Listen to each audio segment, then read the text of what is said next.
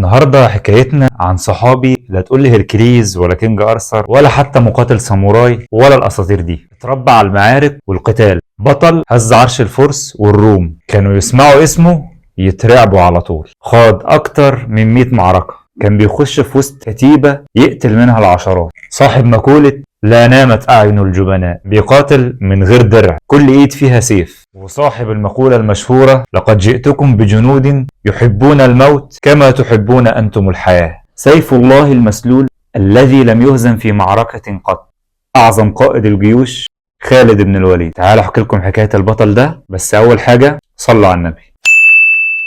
اتولد سيدنا خالد بن الوليد قبل الهجرة ب30 سنة. أبوه هو الوليد بن المغيرة، كان سيد بني مخزوم، يعني كان راجل تقيل وغني ومعروف بهيبتهم في وسط القبائل. المعنى الأصح هم كانوا من أسياد قريش، وهم كانوا من بواطن مكة، وبواطن مكة دول اللي هي البيوت اللي حوالين الكعبة مباشرة. ووالدته كانت لبابة الصغرى بنت حارث. ومن عادة العرب لما كان بيتولد عندهم طفل، خصوصا لو ذكر، كانوا بياخدوه يودوه عند البدو في وسط الصحراء عشان يتعلم الليونة واللياقة والقوة، زي ما بيقولوا بالبلدي عندنا كده ناشف. رجع لأهله وهو عنده 5 سنين، وساعتها أصيب بالجدري المائي، وبسبب الجدري ساب له شوية آثار في خده الشمال. وكان من أمهر فرسان بني مخزوم، لا وكمان بيقدر يستخدم أنواع الأسلحة في الوقت ده، وكان بارع في استخدامها كمان. كان عنده كبرياء وعزة نفس رهيبة، كونه بقى ابن الوليد بن المغيرة. وعلى فكرة كان بيكسي الكعبة لوحده سنة، والسنة اللي بعدها قبائل قريش كلها هي اللي كانت بتكسوها. الوحي ساعتها نزل على سيدنا محمد صلى الله عليه وسلم،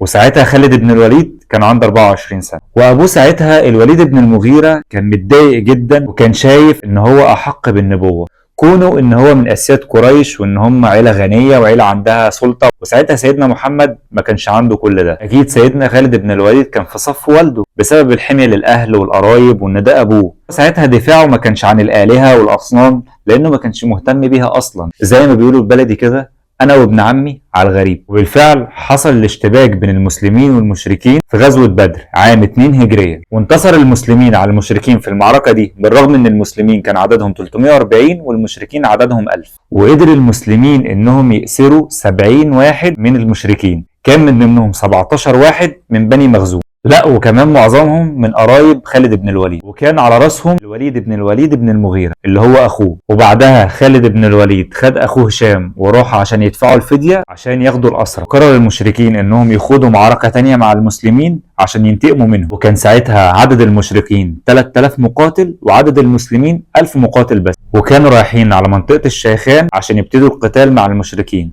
بس مع الأسف حصل تمرد من عبد الله بن أبي، وانسحب 300 واحد معاه، وأصبح عدد المسلمين 700 بس. وبالرغم من كده الرسول كمل المسيرة صلى الله عليه وسلم، وقرروا ان هم يروحوا يقتلوا المشركين. امر 50 من الرماة ان هم يطلعوا على جبل احد ويرموا المشركين بالسهام، بحيث ان ده يعطل مسيرتهم ويديلهم الافضلية ان هم يكسبوا. وامرهم مهما حدث ما ينزلوش من على الجبل لحد ما تنتهي المعركة. لكن مع الاسف بعد ما النصر كان قريب من المسلمين، الرماة خلفوا أوامر الرسول صلى الله عليه وسلم ونزلوا من على الجبل عشان يلموا الغنيمة. خالد بن الوليد ساعتها استغل الفرصة دي وقرر ان هو يلف من وراهم ويبتدي يقاتل المسلمين ويكسب نقطة لصالحه. زي ما انتم عارفين كان عقلية عسكرية فذة، قدر يقتل منهم ياما لحد ما رجع السيطرة تاني للمشركين. ودي كانت المعركة الوحيدة اللي خسرها المسلمين، وكانت على ايد خالد بن الوليد قبل الاسلام. سنة 7 هجريا بقى حصل صلح الحديبية، وساعتها خالد بن الوليد كان بيراجع خلفيته العقائدية، خصوصا ان كان اخوه الوليد اسلم، وكان نفسه كمان خالد بن الوليد يسلم. وهرجع اقول لكم ان خالد بن الوليد ما كانش مؤمن بالاصنام بتاعتهم دي اصلا، ودايما كان حاسس ان هو مشوش ومش مرتاح وان في حاجة ناقصاه.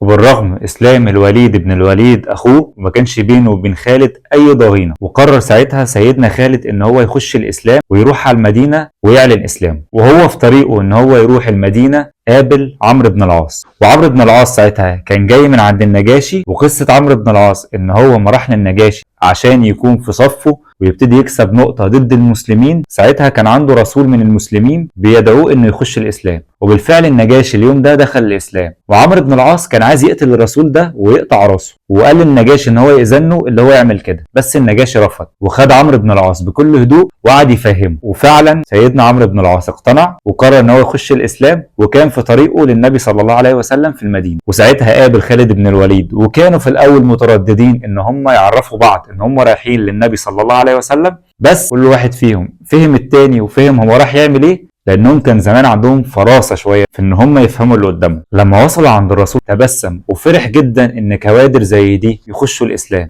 على فكره سيدنا خالد بن الوليد دخل الاسلام وهو عنده 43 سنه، وبعد اسلامه ب3 شهور بس جاء الوقت انهم يستخدموهم في الدفاع عن الاسلام. وكانت غزوه مؤتة عام 8 هجريه، وعلى فكره كان فيها كجندي مش قائد، وكان الرسول صلى الله عليه وسلم رشح 3 قاده هم اللي هيقودوا المعركه، كل ما واحد فيهم يموت التاني بيتولى مكانه، لحد ما ال3 استشهدوا في المعركة. وبعد مقتل القادة ال3 المسلمين رشحوا خالد بن الوليد ان هو يكون قائدهم، وده كان بوصية من الرسول صلى الله عليه وسلم. وساعتها سيدنا خالد بن الوليد قدر ان هو يطلع المسلمين بأقل خسائر، والمسلمين ساعتها تراجعوا عن المعركة. وساعتها اهل المدينة اتهموا المسلمين بالفرار، لكن الرسول صلى الله عليه وسلم ساعتها قال لهم إنهم ليسوا بالفرار ولكنهم القرار بإذن الله. وساعتها الرسول صلى الله عليه وسلم قال وبصوت عالي: اللهم إن خالد سيف من سيوفك فانصره. ولقب بعدها بسيف الله المسلول. وكان النصر فعلا على ايد خالد بن الوليد، وحول الهزيمة لنصر ساحق. وبعد المعركة دي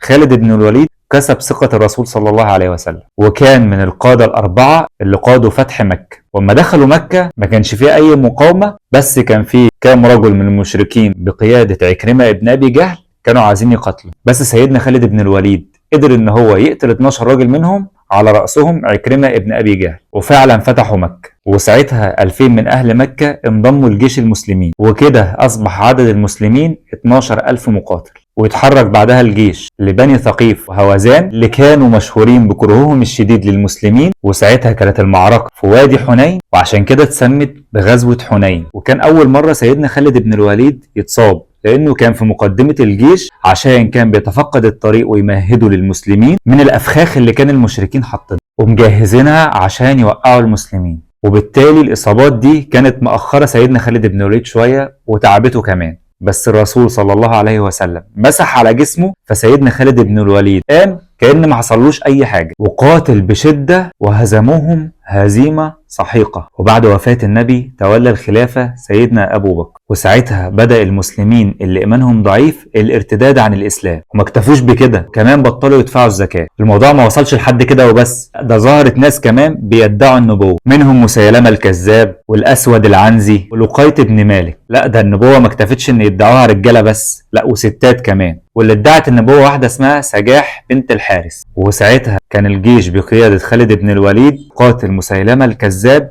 في معركة اليمامة، وكان ساعتها قوام المسلمين 13000 وعدد جيش مسيلمة الكذاب يقدر ب40,000. وبالتأكيد المسلمين هزموا مسيلمة الكذاب شر هزيمة. ومسيلمة الكذاب في المعركة دي اتقتل على ايد حبشي اللي كان ماهر في ضرب الحرب. وفي معركة اليمامة مات كتير من حفظة القرآن الكريم، وده اللي خلى سيدنا أبو بكر أمر بجمع القرآن الكريم في مصاحف. وتوالت الانتصارات، وكمان سيدنا خالد بن الوليد قدر ان هو يفتح العراق بصحبة القعقاع بن عمرو. سيدنا خالد بن الوليد كان فعلا قائد عظيم، عقلية خيالية في التخطيط. في احدى المعارك قدام الروم خلى ميمنة الجيش في الميسرة، وخلى ميسرة الجيش في الميمنة، عشان لما جيش الروم يشوفوا وجوه جديدة، فيفكروا ان جيش المسلمين عدده كبير جدا وان الجنود عنده ما بتخلص، فبالتالي ده يبث الرعب جواهم. وكان من عادته كان بيدعو قائد من جيوش العدو يقاتله عشان يقتله ويبث الرعب في قلوب العدو، حتى انه في مرة دعا امير من امراء الروم ان هو يقاتله، وخلى الجنود تجيب له الاكل، وقعد كل على جثة الراجل ده. بيقدر يحارب الاعداء نفسيا ويعزز من نفسية المسلمين في الحرب.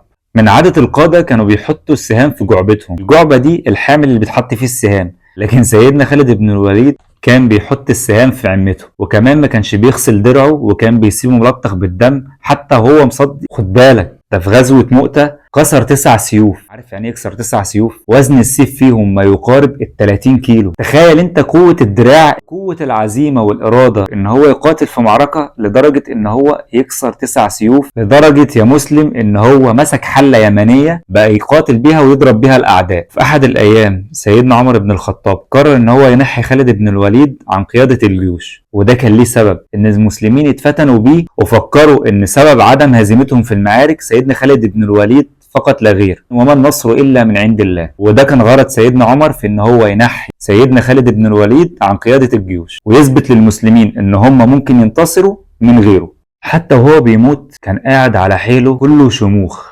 وقولته الشهيرة: ما في جسدي موضع شبر إلا فيه ضربة أو طعنة. معنى كلامه إن مفيش حتة في جسمه ما فيهاش يا إما أثر ضربة يا إما أثر طعنة. إنه فضل يقاتل ويقاتل في سبيل الله لأجل إنه يموت في معركة. وقال كمان: وها أنا أموت حتف أنفي كما تموت البعير، فلا نامت أعين الجبناء. وما كانش ينفع سيدنا خالد بن الوليد إنه يموت في معركة، لأنه سيف الله المسلول وسيف الله لا يكسر. كده تكون نهاية أعظم راجل في التاريخ لم يهزم في معركة وكان سيف الله في الأرض، لدرجة إن المشركين اعتقدوا إن ربنا نزل له سيف من السماء يقاتل بيه. أتمنى تكون الحلقة عجبتكم، أكون أفدتكم، وإن شاء الله أشوفكم الحلقة الجاية. وما تنسوش تدعموني بلايك وتعملوا اشتراك للقناة وتفعلوا الجرس. كان معاكم حكم. السلام عليكم.